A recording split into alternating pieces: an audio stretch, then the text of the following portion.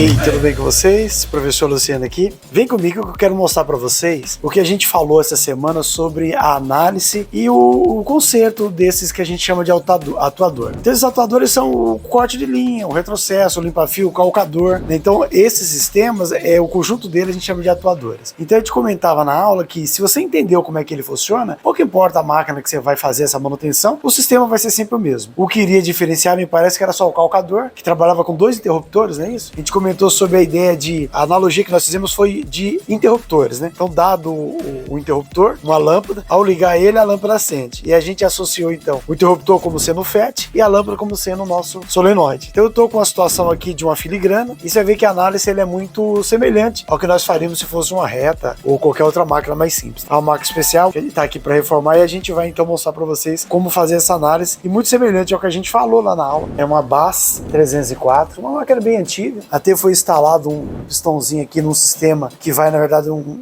solenoide para fazer o levantamento desse que seria a barra auxiliar. E é exatamente esse dispositivo que a gente vai trabalhar. Acho que teve uma capinha de uma das aulas, a gente colocou ele, né? Veja que ele trabalha aqui, ó, nesse... Parece um arco de pule que quando muda de posição, ele vira também. Ó, para um lado ele vira, pro outro lado, tá? E o que é isso? Então quando começa a costura, a agulha entra aqui, faz a costura, dá todo o relé aqui, ó, através da etiqueta, e quando ele chega bem aqui, desse lado de cá, aí o pistãozinho aciona, aí é quando a costura passa e aí amarra o ponto, né? Então, e tem esse recurso, né, de você não precisar segurar a etiqueta, né? Então quando esse calcador desce, ó, é colocado o COS aí embaixo, né? O operador coloca a etiqueta, quando o calcador baixa, ele segura a etiqueta e aí a costura é feita. A máquina foi toda reformadinha e estamos acertando essa parte. E aí nós estamos aqui analisando. Então aqui está o conector onde vai alimentar algumas solenoides. Então de padrão a máquina vem com 2, né? Que é cada um de um pistão, um de um lado do calcador e outro do outro lado. A gente está colocando um terceiro, está aqui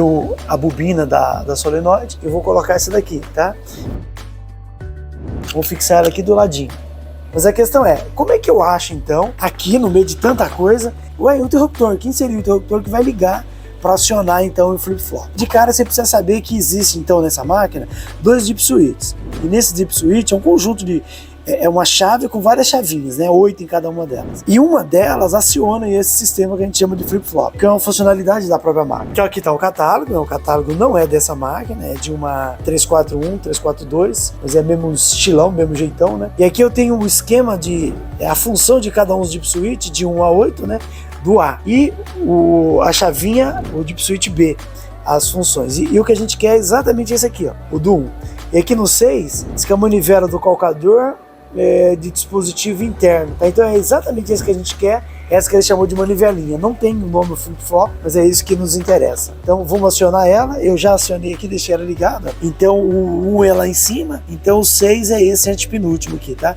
Já tá baixo aqui. E se você quiser saber um pouco mais sobre esse curso, como fazer para se inscrever, para você cada vez mais entendendo não só os equipamentos que você já lida diariamente aí de forma mecânica, ou até costurando, que tem gente que faz só a parte da costura, né? Eu vou deixar um link aqui abaixo onde você pode acessar materiais, onde a gente explica um pouco melhor como é que funciona ele, inclusive o preço. Aí tem 2 pedais, esse pedal faz a máquina funcionar e aqui aciona o calcador, então é esse que me interessa. E aqui a gente vai ver, obviamente, as medidas aqui de funcionamento. Então o que eu fiz? Aí óbvio, não é uma coisa que vem de padrão ou que você quer igual para todas as máquinas, vai ter que ter essa ideia. E quando eu fizer a parte teórica disso, embora eu fiz na aula, você vai entender. Esse meu fio positivo aqui do multímetro, ele tá na linha de mais B. Então entra um positivo na solenoide, tá? Então esse positivo tá entrando em um do lado da bobina e o outro lado da bobina, lembra lá, para ter uma diferença de potencial, teria que ter negativo. E quem vai fazer o negativo é exatamente a chave que tá lá dentro, que tá aqui. Aí tem até uma placa aqui pra gente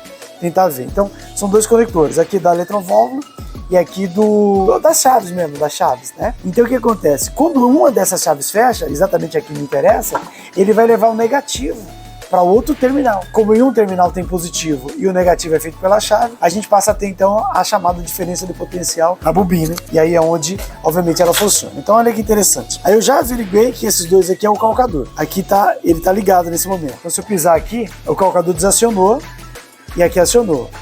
Desacionou e acionou. É de um lado, isso aqui o outro, tá? E aqui é onde eu estava procurando e acabei de achar agora. Ó, não acontece nada, mas só vai acontecer a partir do momento que eu costurar. Vê aqui.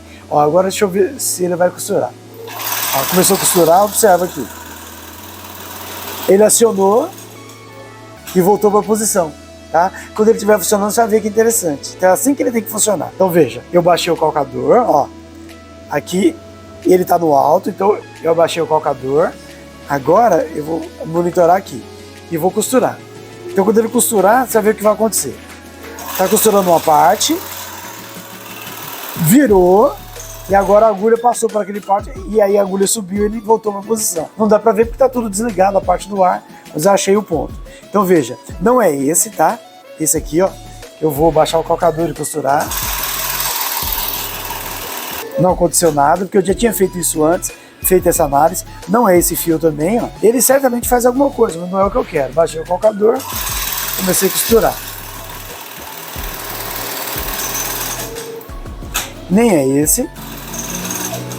Tem esse aqui, né? Veja que não acontece nada. E tem o último aqui. Baixei o calcador e costurei.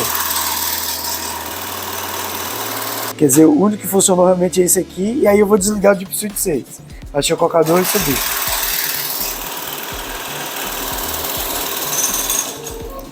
Que bacana. Eu vou subir agora o Deep Switch 6. Está na outra posição. Baixei o calcador e costurei. Veja que ele não atuou mais. Não atuou mais, tá bom? Ele está nessa posição aqui, ó. Ele está na posição para cima. Eu vou mudar ele, que é essa posição que ele funciona. 6, 7, 8, né?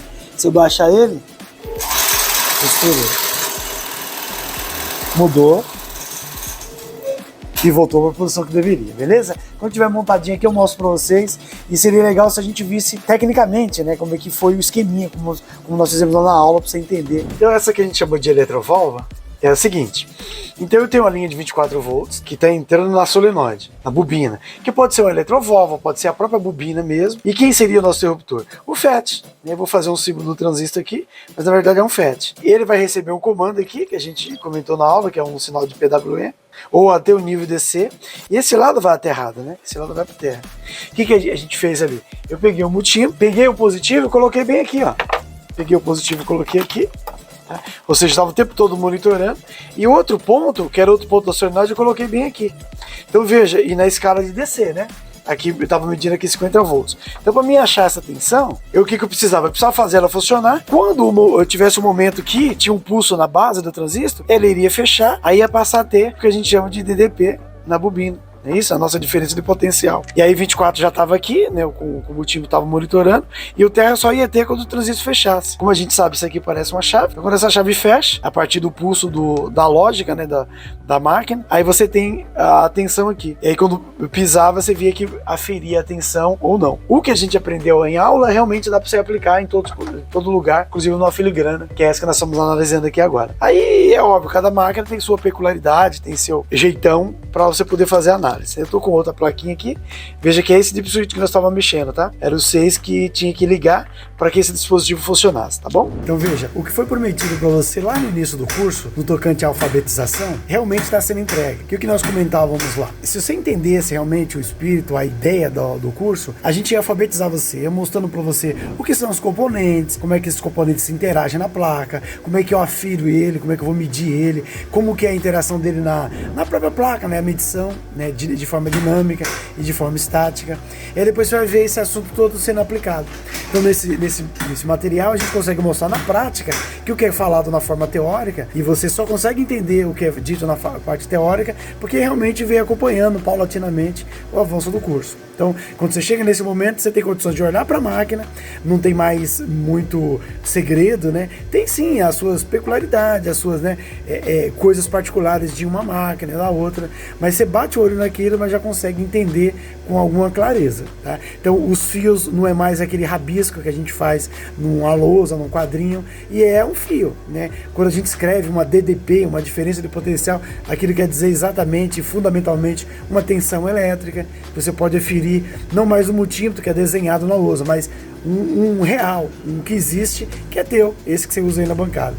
Então é isso que você vai se apropriando, vai tomando conhecimento e vai tomando conta, né, e pegando o lugarzinho do sol que é o seu. Então não deixe de fazer seus estudos, de passar as aulas. Mais do que assistir às aulas é estudá-las, né? Porque aí você pode consultar em outras fontes o que eu falo nas aulas, lá na plataforma, e aí você vai, obviamente, avançando cada vez mais. Não vem pra cá com muita ansiedade, com muita sede ao pote, que aí acaba te atrapalhando, já acaba não conseguindo ver as aulas como deveria, passando elas de forma muito rápida e aí deixando, lamentavelmente, passar a algo interessante, bacana, que vai ser necessário para você resolver aqui na prática, tá bom?